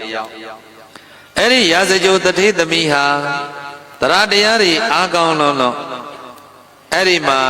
ဒေဝဒတ်တို့ရဲ့အုပ်စုထဲမှာဝင်ပြီးသူဟာဘိက္ခုနီမဝတ်ခဲ့ပါတယ်သူဟာလူဘဝတွေကတန်ဝေခတွေရလာပြီးတော့အိမ်တော်မပြုချင်ဘူးဒါပေမဲ့မိဘတွေကနေပြီးတော့မျိုးဆက်သစ်တို့ရဲ့ပိုင်ဆိုင်တဲ့စီးစိမ်တွေဆက်လက်ပြီးတော့ထိမ့်သိမ့်နိုင်ဖို့အဲ့ဒါပရိသတ်ကြီးရဲ့အိမ်တော်ချပေးလိုက်တယ်မိဘတွေကိုမလွန်ဆန်နိုင်တာနဲ့သူအိမ်တော်ပြုတ်ခဲ့အိမ်တော်ပြုတ်ပြီးကမှသူရဲ့ခင်မွန်းတဲ့ကိုအဲ့ဒါအကျိုးအကြောင်းသူပြောပြတယ်မောင်ရဲ့ကျမကလေလူပြေလူလောကကြီးမပြောဘူးမိဘတွေလက်ထက်တုန်းကတော့မိဘတွေကကျမကိုပိုင်တယ်လေအဲ့တော့ရှင်နဲ့လက်ဆက်ပြီးတော့ထိမ်းမြပေးခဲ့တယ်အခုလည်းပဲကျမဟာရှင်းလက်ထဲမှာရောက်ပြီဆိုတော့ရှင်ပိုင်ပါတယ်အဲ့တော့ရှင်ခွင့်ပြုမယ်ဆိုလို့ရှိရင်သူဘိက္ခုနီမဝေပယစီတဲ့အဲ့ဒီလိုခွင့်တောင်းရှာတယ်အဲ့တော့ခင်မွန်းတယ်ကလည်းပဲကြီးကြီးပြူပြူနဲ့ပြိဿကြီးခွင့်ပြုလိုက်ပါတယ်ဗျာအဲ့ဒါနဲ့သူဘိက္ခုနီမဝတ်ခဲ့တာအဲ့တော့လူဘဝမှာခဏတာလူတို့ရဲ့ဘာသာဘာဝအရာပြိဿကြီးအိမ်အောင်ကြတော့၄၅6လနေခဲ့ရတယ်ပေါ့အဲ့တော့ဒီမှာဘိက္ခုနီမဝတ်ပြီးမှပြိဿကြီးရေဟိုစကလုံးလေးကိုနည်းနည်းလေးဟုတ်လားဇက်ကွက်ထဲမှာပါတဲ့အတိုင်းပြောရမှာဖြစ်ချင်းကြောင့်သိခံပြီးတော့နားထောင်ပေးစမ်းပါလူဘဝကနေပြီးတော့ပါလာတဲ့ကိုဝန်ကပြိဿကြီးဘိက္ခုနီမဝိပ္ပိမပေါ်လာတာပေါ်လာတော့သူများအထင်မြင်သေးစရာအထင်လွဲမှားစရာအနေထားမျိုးကြီးဖြစ်လာရောအဲ့ဒီအချိန်မှာပြိဿကြီးဒေဝရတ်တို့အဖွဲကဖះကိုရှင်ပြိုင်နေကြတယ်လေအပြိုင်အဆိုင်ပြိဿကြီးတို့ကဖះရဲ့ဟာလာတပည့်သားတွေဟာလာဖះဘက်မှာရှိတဲ့ပုဂ္ဂိုလ်တွေထက်တို့ကအကျင့်သီလသမာဓိသိက္ခာတွေသားတယ်ဆိုတဲ့ဂုဏ်မျိုးကိုသူတို့ကလှုပ်ကြံပြီးလိုချင်လို့မြတ်စွာဘုရားကိုတောင်းဆိုခဲ့တဲ့အချက်လက်တွေရှိတယ်အဲ့ဒါတွေကတော့ဒီဇက်ကွက်ထဲမှာထားလိုက်ပါတော့အဲ့တော့ဒေဝရတ်ကနာမည်ကောင်းလိုချင်နေတဲ့အချိန်လေးဒီဘိက္ခုနီမကဘိက္ခုနီမဝဲမှာဒီကိစ္စကြီးကပေါ်လာတယ်ဆိုတဲ့အခါကျတော့ဟာတို့ကိုင်းတို့အဖွဲနာမည်ပြတ်တော့မှာပဲဆိုပြီးတော့အဲ့ဒါဒေဝရတ်တို့ကပြိဿကြီးသူ့ကိုနှင်ထုတ်လိုက်ကြတယ်ဒါပေမဲ့ဟောဒီပုဂ္ဂိုလ်ဟာတရားရရမယ်ပုဂ္ဂိုလ်ပါဒါတွေဒေဝရတ်မသိဘူးလေကြိုတင်ပြီးတော့လည်းမမြင်နိုင်ဘူးလေအဲ့ဒါနဲ့ပညာမဲ့တဲ့ဒေဝရတ်တို့ကြောင့်အရဟတဘူမှလွဲရတော့မဲ့ဆဲဆဲမှာဘုရားမြတ်စွာဘုရားကကဲတင်တော်မူခဲ့တယ်ဘယ်လိုကဲတင်တယ်လဲဟေးနှင်ထုတ်ခံရတဲ့ဟောဒီဘိက္ခုနီမလေးကိုဟုတ်လား ခေါ်ယူပြီးတော့စောင့်ရှောက်လိုက်ပါဒါတွေကိုအားလုံးတန်တရားရှင်းဖို့ရန်အတွက်ဘုရားကသဗ္ဗညုတဉာဏ်တော်ပိုင်ရှင်ကြီးပဲဒီကိစ္စသိတယ်လေသိတော့လည်းပဲအားလုံးလက်ခံနိုင်အောင်အားလုံးသိဖို့ကပို့ပြီးတော့အရေးကြီးတယ်အဲ့ဒါနဲ့ခொနှစ်နှစ်သမီးလေးကလေးကသောတာပန်ဖြစ်တာတဲ့အကြောင်းအမကြီးဝိသခာအဲ့တော့သောတာပန်ဆိုတာပြိဿကြီးဒါဘယ်တော့မှခိုင်လုံတဲ့သက်သေပေါ့ဗျာအသက်တာစွန့်သွားမယ်ပြိဿကြီးမမှန်မကန်ဘယ်တော့မှမဆုံးဖြတ်ဘူးမမှန်မကန်ဘယ်တော့မှမပြောဘူးအဲ့ဒီလိုအရေးချင်းမျိုးပြည့်ဝတဲ့ဝိသခာစတဲ့သောတာပန်ပုဂ္ဂိုလ်တွေအဲ့ဒီပုဂ္ဂိုလ်တွေဟုတ်လားမိမချင်းနော်အဲ့ဒါမေးမြန်းစစ်ဆေးပြီးတော့ဒီကိစ္စအမှန်သိအောင်ဖော်ထုတ်လိုက်ကြဒါဖယားမသိလို့မှမဟုတ်ပဲအားလုံးသိအောင်လို့သောတာပန်ပုဂ္ဂိုလ်မျိုးသမီးတွေကိုဒါဖော်ထုတ်ခိုင်းတာအဲ့တော့ဝိသကစတဲ့သူတို့တန်ကိုအနန္စစ်စေးတော့အမှန်တရားသိပြီအမှန်တရားသိပြီဆိုတော့မှဝိနည်းအရာမှာဧတရက်ရတော်မူသောဥပါလိမထေမြတ်ကဝိနည်းနဲ့အညီဆုံးဖြတ်ပေးလိုက်တယ်ဒီကိစ္စဟာလူဘဝတွေကပါလာတဲ့ကိစ္စဖြစ်ခြင်းကြောင့်ဘိက္ခုနီမဘဝနဲ့ဘာမှမသက်ဆိုင်မှုအပြစ်မရှိဘူးဆိုပြီးပရိသတ်ကြီးဆုံးဖြတ်လိုက်တယ်အဲ့တော့ဒီကလေးကိုဘိက္ခုနီမဘဝနဲ့မွေးရတယ်ပေါ့မွေးပွားလာတဲ့ကလေးရလည်းပဲဒါယဟန္တာဖြစ်မဲ့ပုဂ္ဂိုလ်ယဟန္တာလောင်းမေအဲ့ဒါကိုသိတော့မြတ်စွာဘုရားနဲ့ယဟန္တာပုဂ္ဂိုလ်ကြီးတွေဝိသခာအစရှိတဲ့သောတာပန်ပုဂ္ဂိုလ်ကြီးတွေကနေဝိုင်းဝန်းပြီးပရိသတ်ကြီးအဖြစ်မှန်ကိုဖော်ထုတ်ပြီးတော့စောင့်ရှောက်တော်မူကြတာအဲ့ဒါမွေးပွားလာတဲ့သားတော်လေးဟာလည်းပဲပရိသတ်ကြီးယဟန္တာဖြစ်တယ်ဒါပေမဲ့ဒီမှာတိတာရေစင်ကြောင့်တောက်လောင်နေတဲ့မိလျံနေနဲ့သားရဲ့ပေါ်မှာချစ်ချင်းမေတ္တာတရားတွေဟောလာတန်ရောစဉ်အနောင်ဘွဲ့တွေနဲ့လောင်ကျွမ်းနေတဲ့မိခင်ဘိက္ခုနီမကြီးကတော့ပရိသတ်ကြီးရေအပူမီးတွေနဲ့ပါဘယ်လိုအပူမီးတွေလဲငါသားလေးကန်ဆိုလိုက်တာသူ့မှာဖြစ်နေတာဘဝယဟန္တာဖြစ်မဲ့ပုဂ္ဂိုလ်သားကယဟန္တာဖြစ်ပြီသူကပရိသတ်ကြီးသားအတွက်ရမအေးဘူးငါသားလေးကန်ဆိုလိုက်တာဘိက္ခုနီမဘဝနဲ့ငါမွေးပွားခဲ့ရတယ်ကောသလဘယင်ကြီးကပရိသတ်ကြီးဟာလာဘိက္ခုနီမဘဝနဲ့မွေးပွားလာတဲ့ကလေးကိုကျောင်းတော်မှာဖြင့်မသိလျော်ဘူးမပြည့်စုံနိုင်ဘူးအဲ့တော့ဘယင်ကြီးကမွေးမယ်ဆိုပြီးတော့အစအရာရာလိုလေသေးမရှိအောင်ကြွေမွေပြုစုစောင့်ရှောက်လို့ကြီးပွားခဲ့ရတယ်ကြီးထွားခဲ့ရတယ်အရွယ်ရောက်လာတဲ့အခါမှာယဟန္တာမထေရမြတ်ကြီးတွေကနေစောင့်ရှောက်တဲ့အတွက်ကြောင့်ဒီကလေးကလည်းပဲပြိဿရေယဟန္တာဖြစ်ခဲ့ပြီ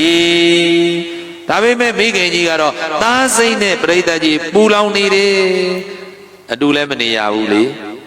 အတူလည်းမနေရတော့သူ့မှာပရိသတ်ကြီးသားအတွက်နဲ့အတူတူမနေရတဲ့အတွက်ကြောင့်ငါသားလေးအစင်းမပြေပါမလားငါသားလေးအစင်းမပြေပါမလားဒါပရိသတ်ကြီးမိဘရဲ့တန်ရောစဉ်မေတ္တာတိတာရေစဉ်ကြောင့်တောက်လောင်တဲ့မီးလျံမဲမို့လားပူနေတာခိုးမှာတော့ပရိသတ်ကြီးသားကယဟန္တာဖြစ်နေပြီအဲ့တော့မိခင်နဲ့သားမတွေ့ရဘူးအဲ့တော့သားနဲ့ကြွေကွင်းချင်းကြောင့်ဖြစ်တဲ့ဒုက္ခတွေနဲ့ငိုကြွေးပြီးတော့သူ့မှာတရားရူးတရားမြတ်လည်းမရနိုင်ဘူးဘယ်တရားမှလည်းအာမထုတ်နိုင်ဘူးသားကိုလွမ်းစွတ်တရိယာပြီးအချိန်တိုင်းသားအတွက်ပဲသူပူဆွေးတော့ကရောက်နေတယ်ဒီလိုနဲ့သူလည်းပဲဆွမ်းခံထွက်သားလည်းပဲယန္တာဖြစ်ပြီးတော့ဆွမ်းခံထွက်ပေါ့မဲတော်ကိုတွေးလိုက်ပါပြီသားကပရိသတ်ရေဒီနေရာလေးမှာသားကယဟန္တာဖြစ်နေပြီမဲတော်ကြီးကပုထုဇဉ်ပဲရှိပါသေးတယ်သားကဘာဖြစ်နေပြီလဲယဟန္တာဖြစ်ပြီဆိုတော့မိခင်အပေါ်မှာပရိသတ်ကြီးမထင်မဲ့မြင်ဘယ်ပြုမလဲဗျမထင်မဲ့မြင်မပြုပါဘူးသို့တော့ပုထုဇဉ်တို့ရဲ့အမြင်မျိုးတော့မဟုတ်တော့ဘူးနော် ငါရဲ့မေတော်ကြီးဟာငါအပေါ်မှာဆွဲလန်းနေတဲ့တန်ရောစင်တွေကြောင့်မီးတွေတောက်လောင်နေပါရောလားငါကဒါအမေကိုပြန်ပြီးတော့ခရုဆိုင်လိုက်မယ်ဆိုလို့ရှိရင်သူ့ရဲ့တန်ရောစင်နှောင်ဖွဲ့မှုတွေကဘယ်တော့မှမပြတ်တော့ဘူးတဲ့အမေတရားသူတရားမြတ်ရမှာမဟုတ်တော့ဘူးတိတာရည်စင်ကြောင့်တောက်လောင်နေတဲ့မီးလျံတွေနဲ့ပြာကျရတော့မှာပဲအဲ့တော့သားယဟန္တာမထေကဘယ်လိုဆုံးဖြတ်တယ်လဲမဲတော်ကိုတွေ့ပါလျက်ကဲနဲ့မတွေ့ခြင်းဟန်ဆောင်မမြင်ခြင်းဟန်ဆောင်ဒီမှာမဲတော်ကြီးကသားဆိုတဲ့ချစ်ချင်းမေတ္တာနဲ့သားကိုလည်းမြင်လိုက်ရောသားနေပါဦးသားနေပါဦးဆိုပြီးရှင်ထဲကအနိုင်မဲ့မေတ္တာတရားတွေနဲ့အနှစ်နဲ့အလားလားမတွေ့ရတဲ့သားရဲ့အပေါ်မှာချစ်ချင်းကြောင့်သားပေါ်မှာထားတဲ့တိတာရည်စင်ကြောင့်တောက်လောင်နေတဲ့မီးလျံတွေတောက်ပြီးပူလွန်းလွန်းလောင်လွန်းလွန်းသားလေးကိုလည်းတွေးလိုက်ရောအမေကလေတွေးကျင်လိုက်တာတယုတရငါ့ကိုအမေလို့များပြန်ခေါ်မလားအမေလို့များဆိုပြီးလာပြီးလွမ်းဆွတ်တာတရိရပြီးတော့ပွေဖက်မလားဆိုတဲ့မျောလင့်ချက်နဲ့ခေါ်လိုက်တာသားယဟန္တာမထေကအိန္ဒိယမပြက်နောက်လည်းလှဲ့မကြည့်အမေကိုမငဲ့ကွက်ဖဲနဲ့ပြိတ္တရေသူလန်းသူရှေ့ဆက်သွားတယ်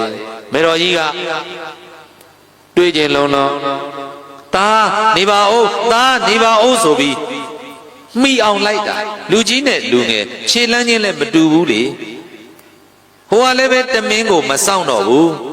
အဲ့ဒီလိုနဲ့ပြေးပြေးလွှားလွှားလိုက်တာမေတော်ကြီးမောက်ရက်လဲရှာတယ်ဗျာမောက်ရက်လဲရှာတယ်ဒီတော့သာယန္တာမထေကဒီနေရာလေးမှာအလုံးပရိသတ်သေးသေးချမ်းချမ်းလေးနားထောင်ပြီးတော့ယဟန္တာမထေမြတ်ကြီးရဲ့မိခင်ပေါ်မှာထားတဲ့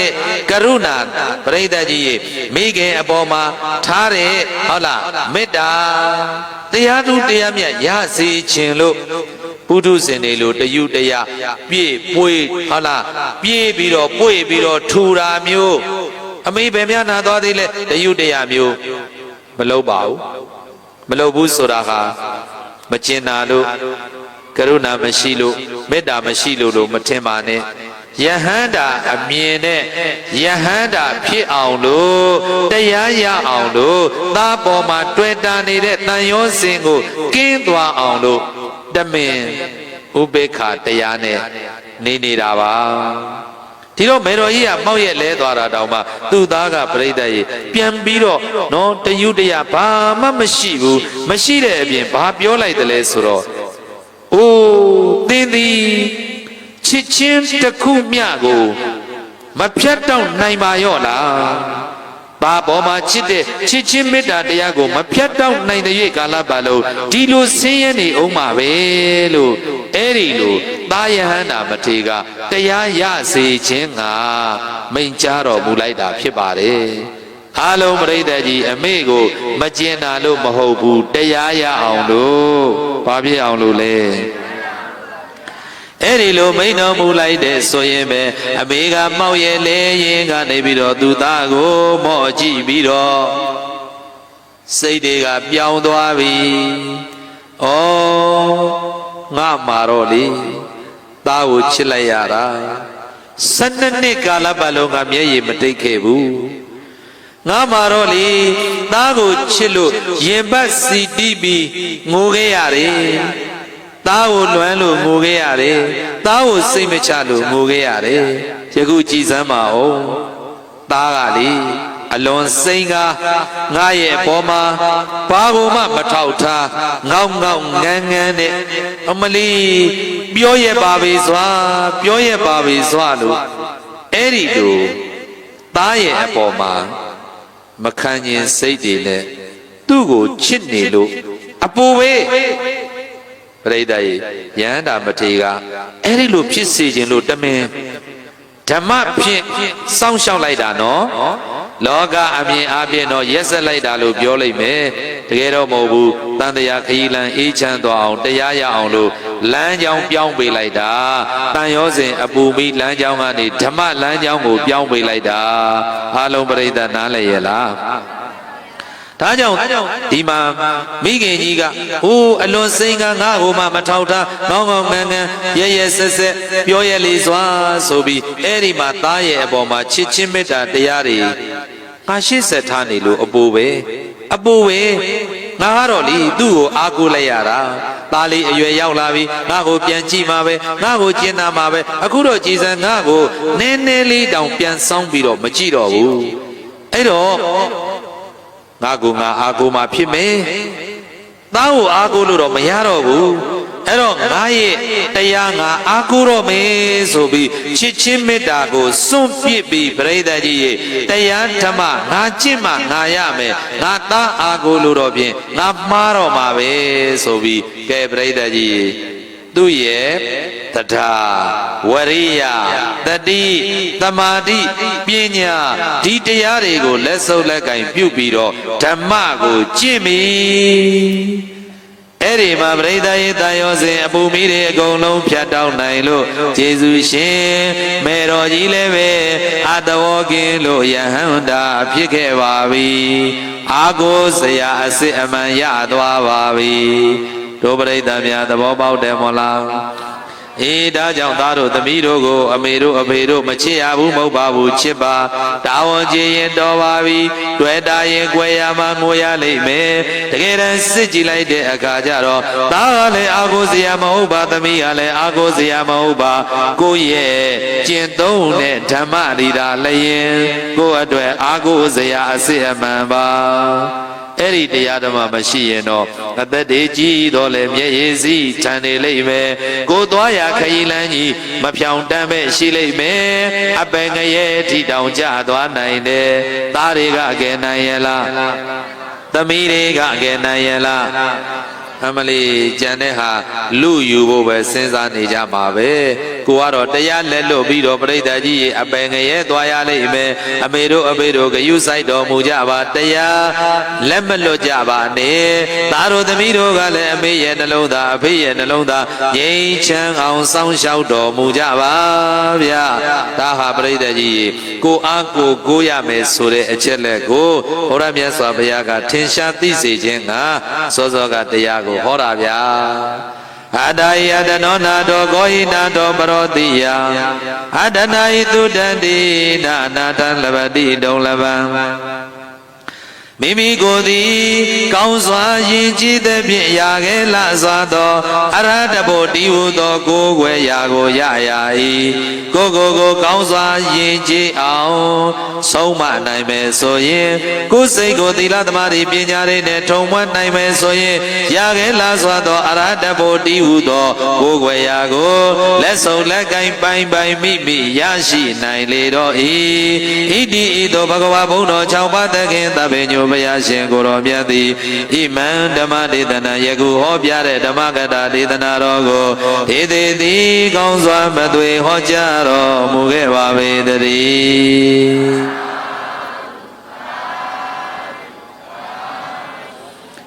ဒါကြောင့်တရားချစ်ခင်သူတော်စင်အပေါင်းတို့သီတာရည်စင်ကြောင့်တောက်လောင်သည်မိလျံများလို့အမည်ပေးတဲ့တရားတစ်ပုဒ်ကိုနာကြားရသဖြင့်ဥပေက္ခတရားလက်မလွတ်ပဲမြတ်စွာဘုရားဟောကြားတော်မူတဲ့တရားရည်စင်ကိုဟာလာမိမိတို့တောက်သုံးပြီးပူလောင်တဲ့မိတွေကိုကိုယ်တိုင်ငြိမ့်မှသာလျှင်ငြိမ့်မယ်ဆိုတာလေးအလုံးမှတ်သားပြီးတော့လက်တွေ့ကျင့်သုံးပါလို့ကျေးဇူးရှင်မိဘများကိုဦးဇင်းကအကောင်းဆုံးကျေးဇူးဆက်ခြင်းဖြင့်တရားနှလုံးသွင်းကြဖို့ဤတရားဖြင့်ကျေးဇူးဆက်လိုက်ပါတယ်ဗျာဒါကြောင့်ကျေးဇူးရှင်အမေတို့အဖေတို့ကိုတတိတန်ဝေကတရားရဖို့စာလေးတစ်စောင်ပေးလိုက်ပါရစေကျေးဇူးရှင်အမေနဲ့အဖေရဲ့နှုတ်ခမ်းပဲ့ခြင်းမိမှုတ်ဆိုတဲ့စကားလိုအိုနာသေးကမလွတ်နိုင်ကြသေးသူတွေအချင်းချင်းတန်ရောစဉ်ကြိုးကင်းကိုယရနာစရင်သွင်းပြီးလေပင်မှာဝတ်ဆင်နေကြရဲ့တော့တနေ့မှလေမျက်လုံးတွေပြူရှားတွေထွက်ပြီးဇတ်သိမ့်မလားသိကြရလိမ့်မယ်အမေသိကြရလိမ့်မယ်အဖေရဲ့ဘဝတန္တရာမှာတန်ရောစဉ်ညှိတွယ်ပြီး အမေအဖေသေလို့ငိုခဲ့ရတဲ့မျက်ရည်သာသမီဇနီးခင်ပွန်းသေလို့ငိုခဲ့ရတဲ့မျက်ရည်တွေဟာသမုဒ္ဒရာရေလောက်မကတော့ပါဘူးငိုခဲ့ရတဲ့ဘဝတွေများလာပါပြီအမေရဲ့ငိုခဲ့ရတဲ့ဘဝတွေများလာပါပြီအဖေရဲ့ဘဝနေဝင်ချိန်အငိုတိတ်တဲ့တရားကိုရှာမထားဘူးဆိုရင်ကိုကျိုးနေလိမ့်မယ်အမေကိုကျိုးနေလိမ့်မယ်အဖေရဲ့တန်ရောစဉ်ကျိုးကိုအမြောက်နဲ့ပြစ်ဖြတ်လို့မရပေမဲ့ဝိပဿနာဉာဏ်ဓာတ်နဲ့ဆိုရင်တော့ပြတ်နိုင်ပါတယ်ဗျာလေအိုရင်ရေယူတတ်တယ်လို့အသက်ကြီးလေတန်ရောစဉ်ကြီးလေဆိုရင်တော့သီတာရေစင်ကြောင့်တောက်လောင်သည့်မိလျံများနဲ့လောင်ကျွမ်းလို့မီးဆွဲလောင်မှရေကိုတကြရတဲ့အဖြစ်မျိုးနဲ့ကြုံသွားနိုင်ပါတယ်အမေသတိထားပါအဖေရဲ့အမေတို့အဖေတို့အတွက်အချိန်ရှိပါသေးတယ်အငှားနွားကိုအစာကျွေးပြီးမခိုင်းမဲထားရင်ရှုံးပါတယ်တန်အောင်ခိုင်းပါလို့ပြောခြင်းသလိုသုတ်တန်ကငှားထားတဲ့ဒီခန္ဓာကိုယ်ကိုလည်းပဲတန်အောင်ခိုင်းလိုက်စမ်းပါအမေရဲ့တန်အောင်ခိုင်းလိုက်စမ်းပါအဖေရဲ့ဒီခန္ဓာကိုယ်ကြီးကုသိုလ်ရအောင်ဒီခန္ဓာကိုယ်ကြီးတရားရအောင်အသုံးချပြီးတန်အောင်ခိုင်းလိုက်စမ်းပါအမေနဲ့အဖေရဲ့လက်နီးစုပ်ဖို့လို့ဖြူစရာမရှိပေမဲ့ဆပ်ပြားနဲ့စိမ်ပြီးနာနာထုရင်သူ့မူလရုပ်သွင်းပြောင်းနိုင်တယ်လို့တန်တရာတလျှောက်လုံးကညစ်ပေလာခဲ့တဲ့ကိလေသာခြေညော်တွေကိုလည်းဝရိယဆပ်ပြားနဲ့စိမ်ပြီးတတိပဋ္ဌာန်ထုံးနဲ့နာနာထုရင်စင်ကြယ်နိုင်ပါတယ်အမေစင်ကြယ်နိုင်ပါတယ်အဖေရဲ့ရေအိုးအောက်ကကရွတ်ဆူဆွတ်ဆွတ်သာရှိပေမဲ့ဆွေးမြေရတယ်လို့